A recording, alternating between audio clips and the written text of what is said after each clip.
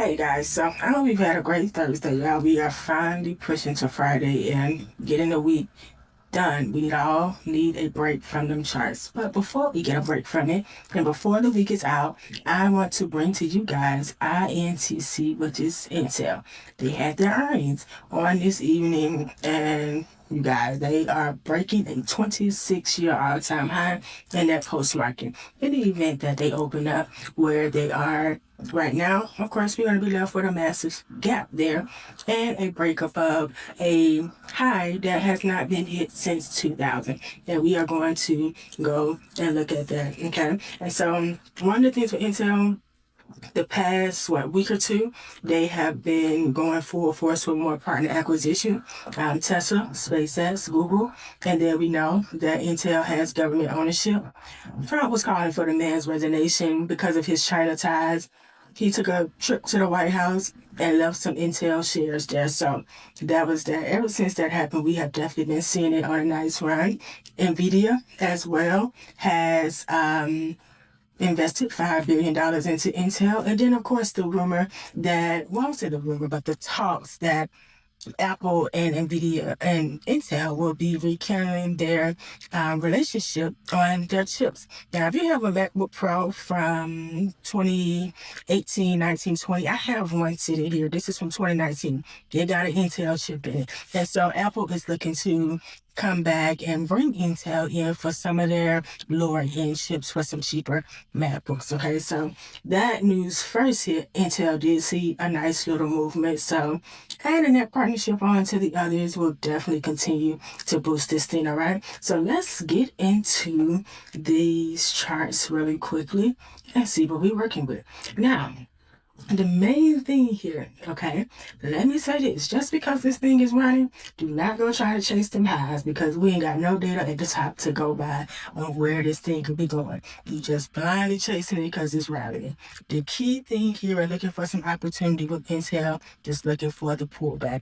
And so one of the things that I've been keeping my eye on with my trading community is we were looking for this thing to come back to around this 62.11. We wanted this thing to pull all the way back there. Now, I'll be honest, I'm primarily a swing trader.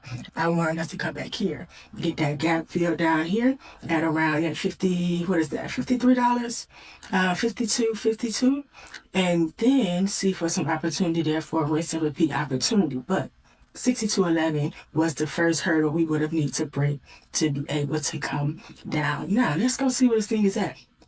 79.53 in this post market. That's about a $12-13 move from where they closed out on today. So let's go up to the 3-month time frame, and this is just so we can take these candles off and go farther back without having to do all this scrolling. Now, the first area that we were really paying attention to and looking for some major rejection was literally where it rejected at around that $70 area, right up in here. Okay, you see where we had these rejections here.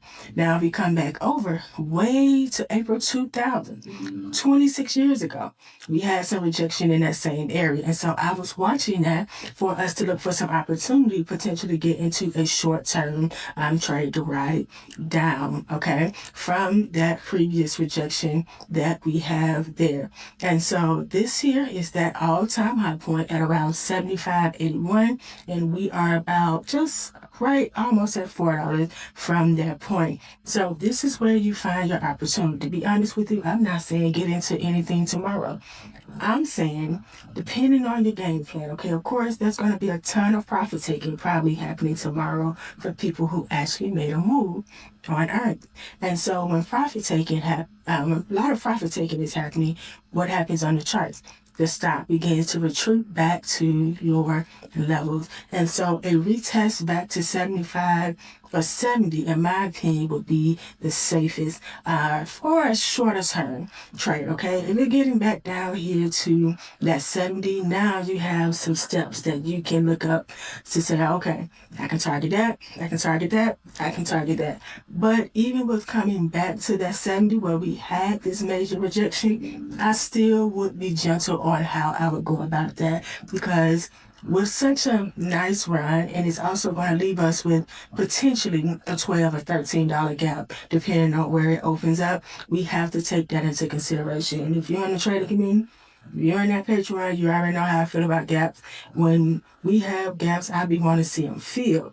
But sometimes gaps don't get filled immediately. Sometimes they don't get filled at all. So that's going to be one of the biggest things to pay attention to, if not just jumping into a trade. Okay, so that was the core thing. I'm primarily a swing trader, so I like to see us come far down. I like to see us retreat way back as far as possible, hit the the best level possible, and look for some opportunity there to ride it up. But in this case, we definitely want to see how this thing opens up in pre-market, what it does on Friday, potentially look for some opportunity on Monday to see how it settles. So keep 75.81, which is the previous all-time high that we have at this moment, from 2000 and on up to 2026, where it has officially broken. If it breaches down below 75.81, look for this thing to attempt to retest around that 70.27 level. Breaching there, then of course we have some additional levels down here to retest. Coming back to 62 would be marvelous, but coming on back down here for something even more long term would be perfect, which is down here in those 50s. Okay, so really quick before we go, I'm going to show you what those earnings look like. Their earnings, they reported 29 cents per share, but estimated at not even 2 cents. They had a 1,400% surprise on earnings. Revenue was reported at $13.58 billion, and it was estimated that they would report $12.42 billion. They had about a 9% surprise, well, almost a 10% surprise, but also had great guidance from their partner acquisition that they have been pursuing and the ones they've gotten, revenue for the upcoming quarter, and a good outlook for how things are going to go for the next, for the remaining of the year. What is that? The next 6-7 months and going into 2027. And so we are definitely, even if they do retreat, we are definitely going to begin to see Intel really move up. And I estimated that we could potentially see Intel at $100 stock by 2027 or going into 2027. But at the speed that Intel is moving, I definitely can see us getting up there to those hundreds before we even get into the new year. It's possible, and I'm definitely watching it. But because I don't have enough data up there, I'm not going to do too much guessing. But it's definitely possible. Okay, and so I just wanted to put that on you guys' radar so that you can keep your eyes on it tomorrow and find you some opportunity in that retreat, because we are going to get one, and that is where you will find the best opportunity for a rinse and repeat. So don't chase those highs, let it come back to you, get a nice level, and look for some opportunity for something short term and long term.